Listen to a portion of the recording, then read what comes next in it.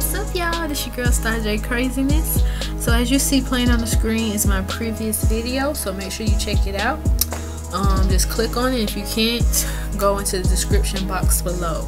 So I will see you on the next video. So what's up, what's up? Can I get a what's up, what's up? Ow.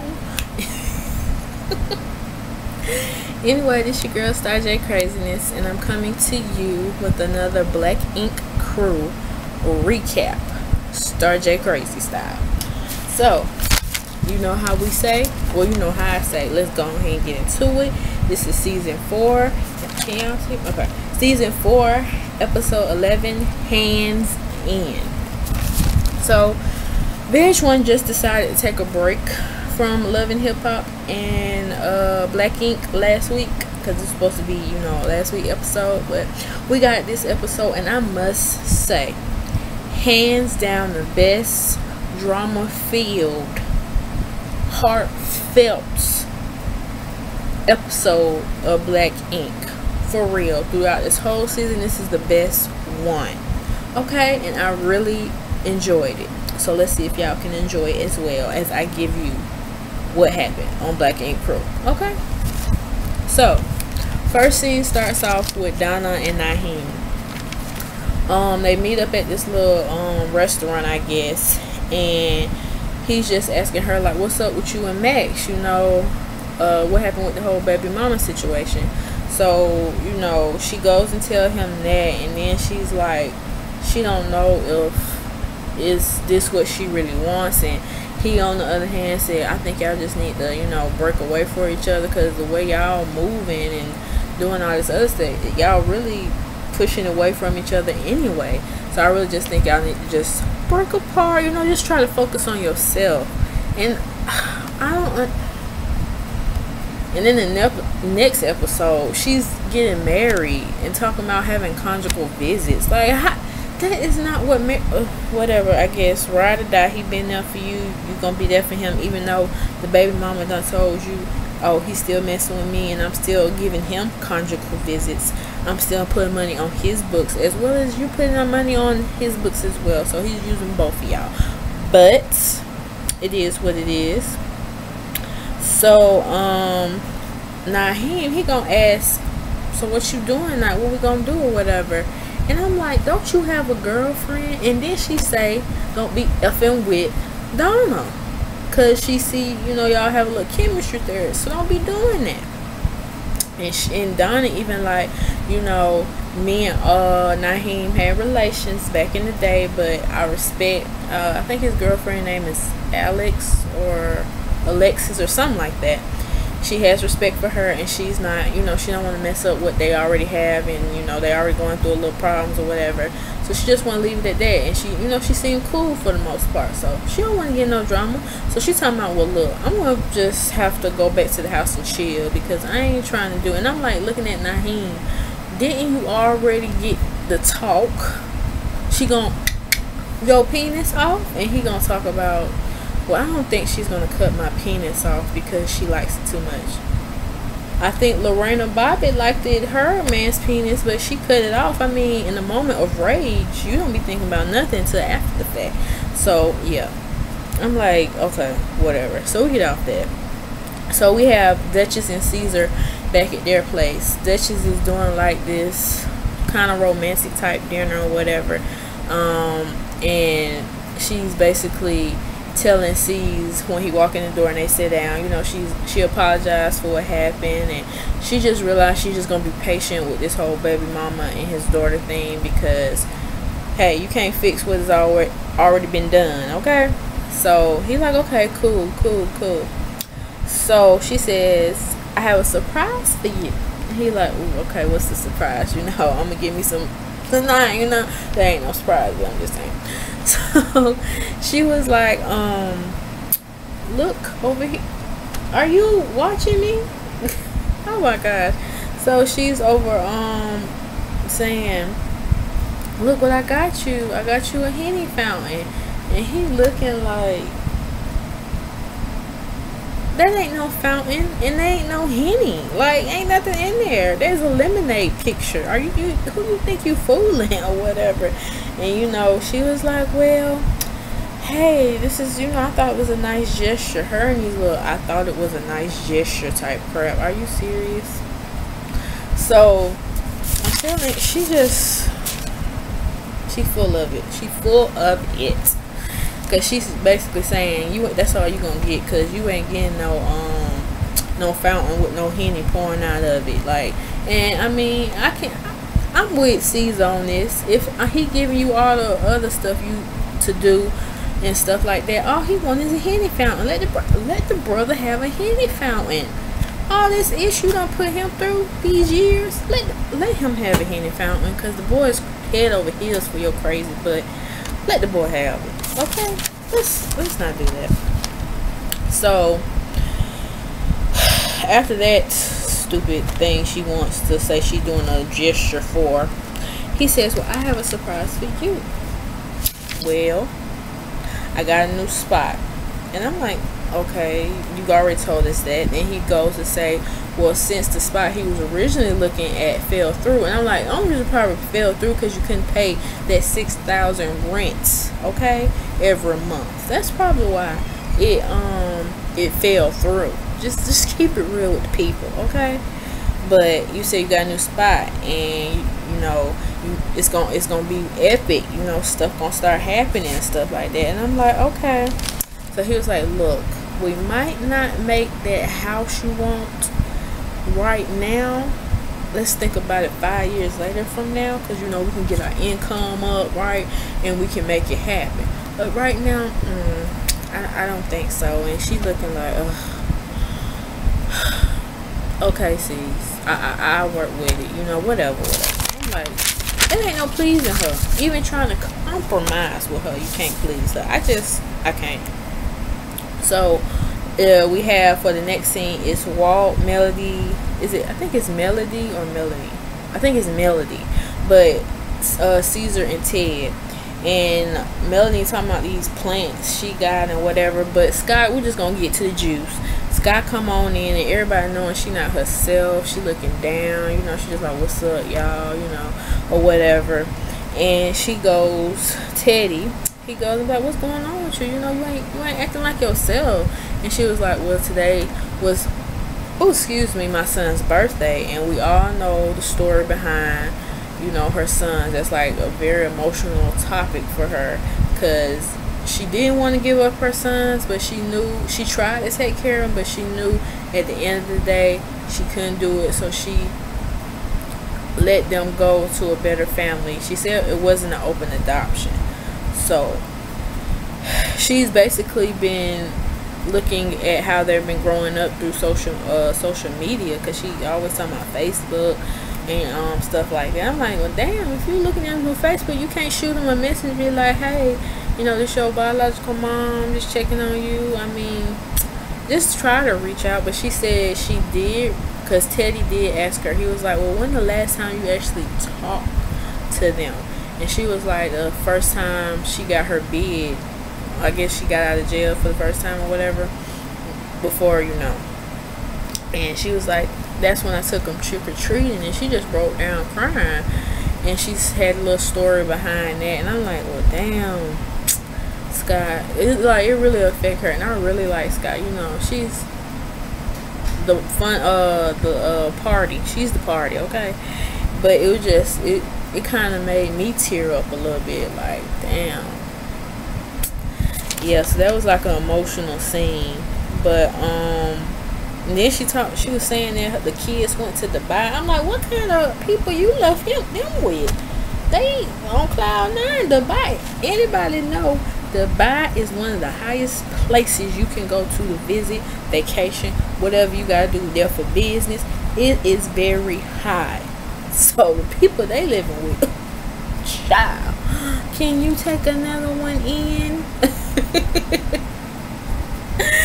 I'm over here, okay. But yeah, so I feel for Scott, but I know I kind of get what she's saying with the whole, do they even want to mess with me type? Do they even want to know what happened, because I mean some kids, they just don't want to know. They just in their mind automatically what my biological mom and dad, they didn't care about me, so that's why I'm here with y'all, you know. Or but thank God they didn't have a messed up, you know, from what she was saying, they didn't have a messed up childhood, you know. It was very taken care of and stuff like that. So but I'm glad Teddy showed, you know, Teddy was the really one showing her some love, and everybody was there just listening for support, you know, type stuff. So get off that emotional scene.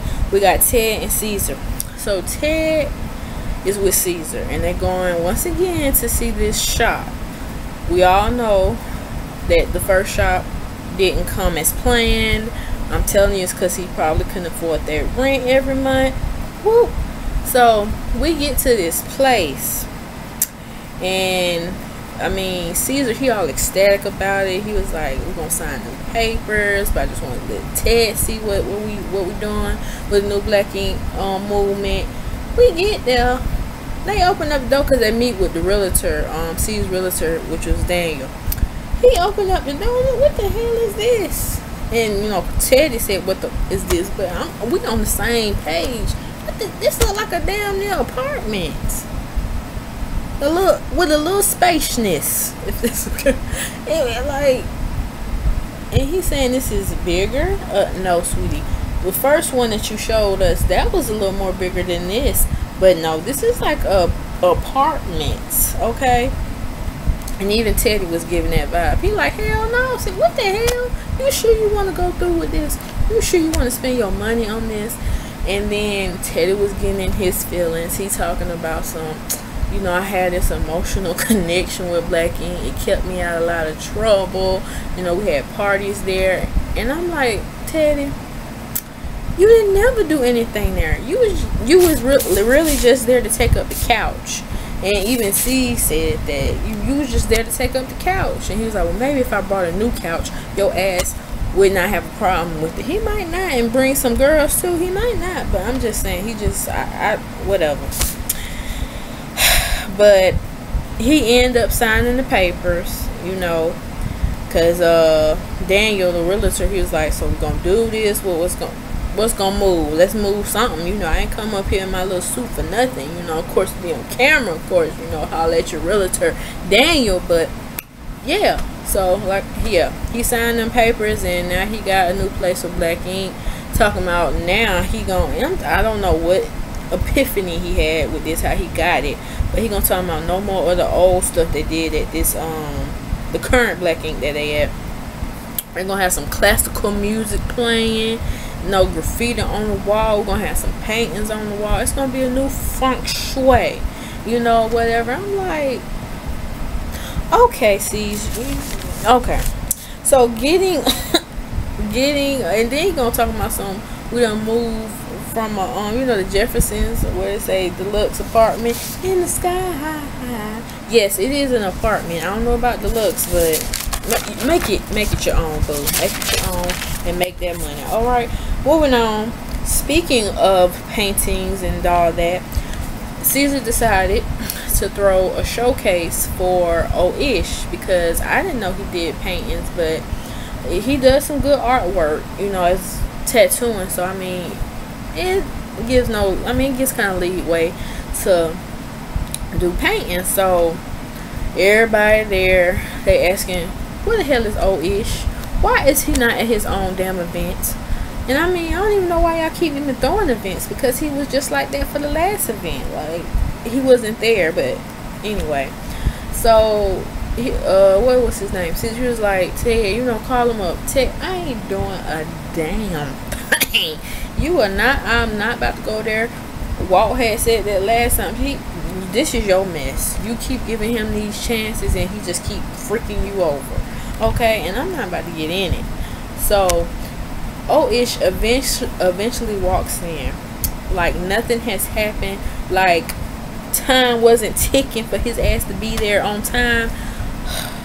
I think he was over color people time. You know how people like CP time? I think he was over that. So he come in talking about something, I want a drink. Nigga, you better drink yourself on and get these paintings. What that? See, I'm already forewarning you. On this recap, I'm going to have some of them moments where I'm going to need to digress. Because Ish is working my nerves, okay? That's why he needs to take his butt to jail. And maybe he can wake up finally out of his little daze. I don't know what's going on with him. But he needs to fix it, alright? And everybody looking at him drink. Scott was like, didn't you just get on probation for drinking on the job? Or whatever she had said. I'm like, okay. His head is not there, and we just gonna keep it moving. So they had a raffle, and he was like, yeah, let's go ahead and get this raffle started. So whoever number he picks, they get a free tattoo. So he picks the number. It's a lady, and she all happy and whatever. So she's supposed to get her a free tattoo. And C's, he was telling us in his little confessional, like, one of the major things of why he wanted to move to 125th is because of Ish. Now I'm thinking, you know, so Ish can have some more motivation than where, you know, where they at. Like, look beyond this, you know. You should want better for yourself. And right now, Ish is focused on him. He ain't worrying about nobody else. Even though you can cut off your leg for him, and he probably wouldn't give a damn at that moment because he's so focused on. I digress. I'm just gonna digress on that. Okay. So then we get to Caesar. It's Caesar, Walt, and Teddy.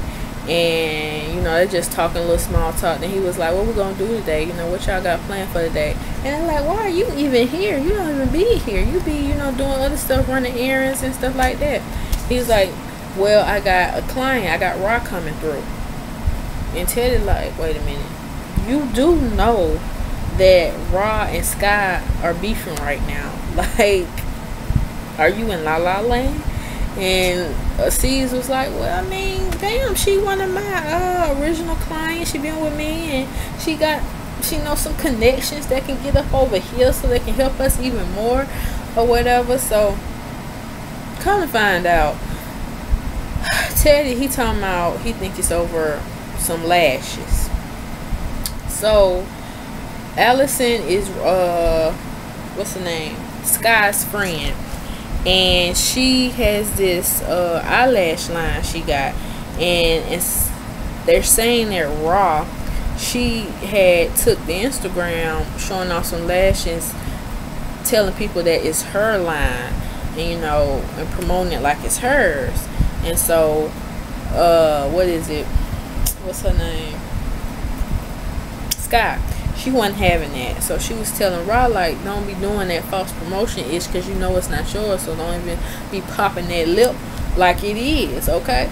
So then it led from that to Raw going to Sky Place, knocking on the door, telling us to come outside and this and that. And I do remember that, you know, they was beefing for real. Like, I'm like, you gotta take it to the door. I mean, all right. Then we learn about taking stuff to the door. But okay, all right. And then C's gonna be like in a dumbfound moment. Oh, really? Over some freaking eyelashes? Yes, my nigga. People be fighting over the stupidest stuff nowadays, and people get killed for it. So it's real out chill. All right. So for all my New Orleans people, so yeah. So then Rock comes in, and she just like, hey y'all, blah blah blah. And what's his name, Caesar, he asking like, what you trying to do today, like what we retouching up. And she shows this tattoo on her hand, like right here, and it says loyalty, and it's kind of faded. So she just basically want to put some more ink on it so it can be, you know, like bam, loyalty, because that's what she goes by. That's everybody, whatever. And then she gonna bring up Sky. She was like, so where that girl at? I'm like, we gotta be petty like that. We gotta be petty like that. And she was just saying that she feel disrespected. She need to talk to him. Then here goes C's open up his mouth. So, you know, I can get her up here if it really need be. You know, if y'all need to hash this stuff out. She was like, yeah, you know, go ahead, call her up. Then we get to Teddy. He like, why the heck?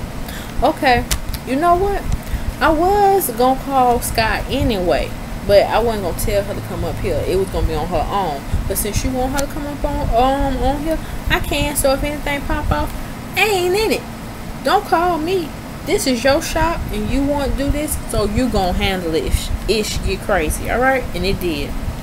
Sky come up in there. Well, they go in the back. He finishing up retouching her tattoo. Sky come in the door. She like, what's up? Let's go. I mean, she was ready to rumble with the tigers, bears, and what else in the jungle. She ready. She go in the back, put a coat down, and go to where Ra and C's is. And Ra was like, you coming dressed to bang? Like, you know, what's up? And she like, yeah, and then pop. Right, and then they just start going at it. Like, I'm like, oh gosh. Like, you couldn't take this outside, y'all, in the business establishment. How are we supposed to come up? Like, damn. So, one thing led to another. At one point, Ra had her, you know, I guess by her hair, wigs were flying. I don't think, whatchamacallit didn't come in with no wig. She just came in with her little, what's that beanie on. She was ready to pop off. Okay, so they end up sending Ra out. Sky come from the back all happy and giddy, like, hey, y'all want some liquor, want some Henny? You know, let's go ahead and pop this body. Like, wait a minute, did you not just see yourself what was going on, right? And then she got back down to reality. She was like, oh damn, I'm sorry, C's, you need me to clean it up? And he was like, you know what, yeah, Sky, go ahead, just clean it up. And she was like, people just keep bringing her back into her past ways. You know, she want to come up, she want to be one of them corporate girls and stuff like that. She tired of being the old, especially with her, you know, changing her body and stuff. She want to be a new Sky, and people just keep converting her back to that past Sky where anything goes, you know, popping off, let's get it. Don't get it twisted, you know, type attitude. And she was just feeling bad. So hopefully Sky can get it together, because she's just a lost soul right now. She's just a lost soul. So then we get to sipping paint with Art the Ink. And I was like, really? Okay, y'all want to try to do the painting thing. Alright, even though I think that was kind of scripted. So we get there, more drama. Like, we having drama over here, but meanwhile at Art the Ink, so everybody having a good time, and basically they introduces Donna to the new shop, like, we're welcome to have you, you know, you're gonna do big things, blah blah blah. So Naheem, you know, he was like, we glad you here, blah blah blah. So Naheem's girlfriend gets there, and Sassy like, why would Naheem bring his girl to an event that he know damn well Donna is at, and they done had relations and stuff like that. Sassy. Sometimes it's just good to keep your mouth closed and sit on the damn sideline. Okay, you can't be out there in the field. Okay, you can't do that. So this is what she does. She takes it upon herself to go ahead and pull Naheem's girlfriend and her friend, aka her interpreter, because you know she's deaf, out there, and she just basically want to get her heads up. Well, you know, Donna's here. She like, I already know, boo, I done seen her. Well, you know, I'm here for you, I love you, know, we here, but I just don't go in there starting no trouble, because I know you, Naheem and her done had relations. Up, back it up. Relations with who? When? What? Where and why? I'm like, Sassy, why did you have to open your big mouth? And then she realized she done put her foot in her mouth because the look on Naheem's girlfriend face. And she like, oh damn, I didn't know. That led from, oh hell no, I'm about to go check this trick. So she go up in there, no holds bar, go to Donna. So you and Naheem had sex before me and him was blah blah blah. And she was like, Donna was like, yeah, this was before you and I respect you in his relationship now, so ain't nothing going on. And so they just going back and forth and back and forth. And then Donna just had enough, because she just felt like every time she just sit there, you know, they always want to what is it, sneak a punch on her, or, you know, get her from behind, stuff like that. So she was like, you know what, I'm gonna be the first one to do this ish. So she go bop. That went from that till Naheem getting all in his feelings, talking about, oh no, ain't nobody gonna touch my baby mama, ain't nobody gonna touch my baby mama, getting all up and down her face like, hold up, player, hold up. First of all, if you would have went on ahead and told your baby mama what happened with you and Donna before Jump Street, maybe this wouldn't happen. And then player, you was trying to or try to do a little something what, a couple of nights before this event. Do you not remember? Okay, so don't even go there. But Donna, I mean, she really got some low self-esteem, because she gonna talk about, get out my face, or I'm gonna give you a reason to, you know, pop off, because I will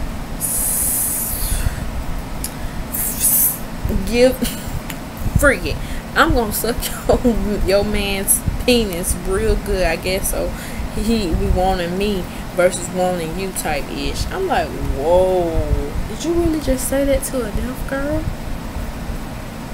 But you know what, she ruthless like that, because last time she said she don't care if you pregnant, she will pop off on you. I'm like, you really just said you would suck his so good to where he would want you and not the okay, too much for me. It's just too much.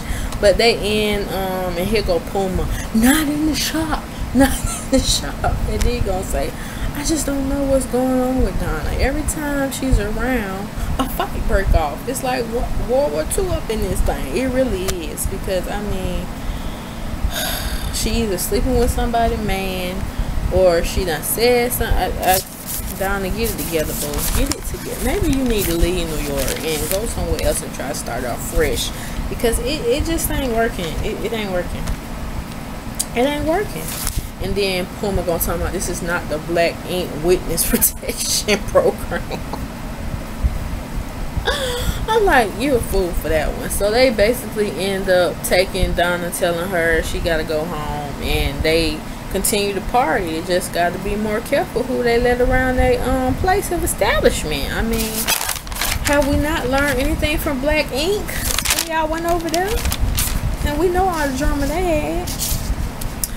So what we got now about playing? Okay, so from there we go to Sky.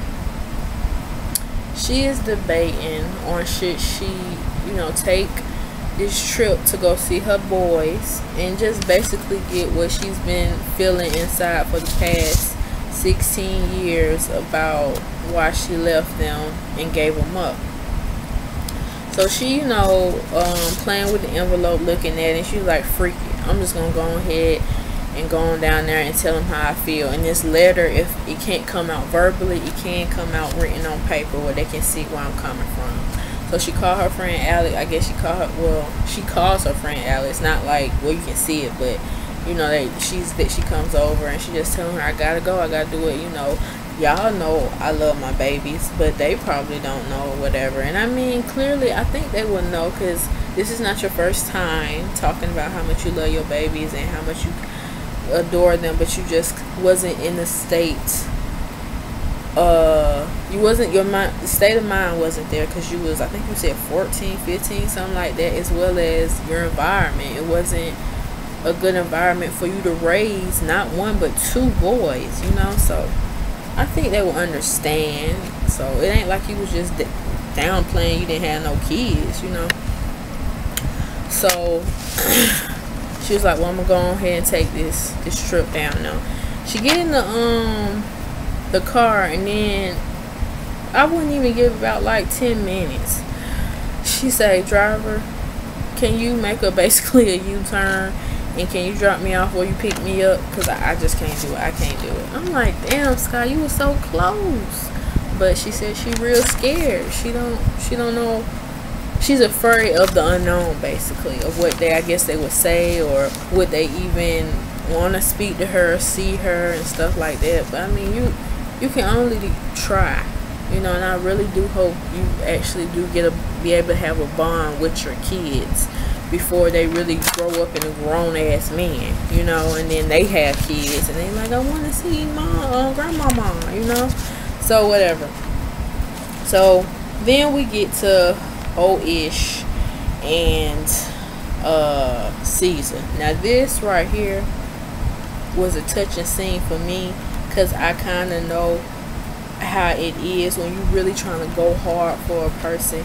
You really trying to show them that it's more to it than what they surrounding themselves around. You just want to see them succeed, you know. Like, you want to see your homeboy or homegirl that you've been kicking it for a long time, or even family members you close to. You know, we all want to come up on the come up. You know, let's do this thing together. Let's ride this thing out. But that just can't be the case with O-ish, and I'm just tired of it my damn self, you know, because he been like this since damn Black Ink season shit started. And see, you got me cussing because it's about to get real, okay? So let's go ahead and get into this last scene. So it's Caesar and Melody, and they're just talking, and she was like, you know, basically he was saying, well, O-ish had a client, he didn't come, had the girl waiting 4 hours, and I'd be damned if I'm gonna wait for somebody 4 hours, free or not free. I can't do it. Can I come back? Because my time is precious. I can't be no. And it was actually, the client was actually the one who won the raffle, at the little Renaissance thing Caesar had for O-ish.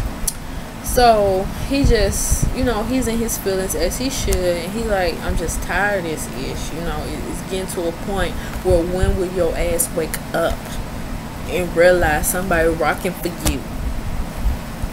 Like, you got children out here, children, plural, and you still acting like a dumb plum fool. So he come in and he acting all basically like, once again, ish ain't happening, ish ain't going on. And you know, what's his name, Caesar, he like, what's going on, why are you late? And he telling me, so I was, you know, having a little sex, you know, stuff got crazy. Nigga, you telling me sex is more important than getting this money? Hell no. Sex can come a dime a dozen. You can go ahead and get. We know how you work, and then you might plop another baby out. The damn next season we'll have another baby on the way. Anyway, went ham. Caesar went ham. He was like, kill that noise. Kill that noise. That is the dumbest, most stupidest thing that you could ever say as an excuse. So poor Melody, I guess she just, because I had to rewind it back to see why she left. I'm like, did he tell her to walk out the door or something, or can they have some space out? But she just went on ahead because I guess she saw it was gonna get crazy up in there, and it did. So he was just basically telling O-ish, like, why are you doing this to me? I'm giving you all of this. I'm riding for you. I rode for you when Kathy came up here with that bull crap telling she gonna take you to court for child support. You know, I was basically gonna pay her to get her off your back. Like, you basically is shitting on me. Let's just keep it 100. I'm sorry for cussing for all my young viewers, but let's just keep it 100. You are basically taking advantage of Caesar. And I mean, I ain't gonna lie, Caesar can be a butthole at times, but when it comes to his friends and people he really care about, he is 1,000 and above. And I mean, all the ish she done took with you on this season, boy, your ass would have been gone. But he like this with you, and he start crying. You know, I felt for him, cause like I said, when you close to somebody and you see them doing they life going down the wrong path, all you want to do is help them, but sometimes you can't help them. They gotta help their damn self, and if they don't want to help their damn self, oh freaking well, because at the end of the day, they can't say they didn't have a ride or die friend. And he even said it's either ride or collide. And at this point, like, oh, Ish ain't there. He ain't there. He ain't seeing the bigger picture like you are, Caesar. He ain't seeing that if he start his groundwork right here and we move to a new place, many possibilities can happen. Because I know this show ain't paying y'all like it's supposed to, I guess. You know, I don't even know how much. I think y'all just really doing this for exposure. You get into other avenues in the entertainment business, cool, have you make your money. But you need to just let that nigga go. I'm just saying. So I mean, it really got emotional. He started throwing cheers. He threw up the table, and he was just like, I could not hit Ish, because if I knew if I would have hit him, it would have been lights out. I guess he would have been in a coma, because all that anger pent up, and you know you're trying to do some good for somebody, and they just want to basically shit on you. Oh yes, all I see is red. And he just kept telling him, get on out, get out my face, you better leave me alone. And he held his composure. He just, okay, you want to stay here, you ain't listening to me, let me just take myself out this equation. So he went in the bathroom, cried. I don't think he was being, no itchy. I'm just gonna say it like that. He wasn't being that. He was just tired. Frustration. Like, shit hurts. Like, you still doing the same ish. So while C's in the bathroom, doing his thing, they go out, and Melody was like, what's up? What? And he was like, well, I let him down. There's nothing else I can do, And then what really disturbed me, he was like, I know my worth, and it's nothing. I'm like, nigga, you have talent and you wasting it. Like, it's sad. It is sad. And then he start crying. He start tearing up. But I'm like, that ish don't faze me now. Like, I'm like, if you really feel like you worthless, then we don't even need to be socializing right now, because that ish ain't gonna roll with me. I need people on my team as soldiers, ready to ride, ready to get this paper. And you on this other ish with these damn gone women and drinking, like, I can't do it. So I don't know, but Ish Donna, y'all just need to go on. I don't know what y'all need. Y'all need some type of wake up call, because Ish is not gonna be the same. Okay, life is hard as it is, and when you got people that's trying to look out for you and trying to put you on the path of success, and you still trying to do this dumb ish, like, them type of folks gotta learn the hard way. All right. But anyway, that was my recap of Black Ink Crew Inside Hands. So I hope you enjoyed it. Make sure you comment. And I'm going to say one thing about these comments. If you ain't got nothing nice to say, or if you don't have any,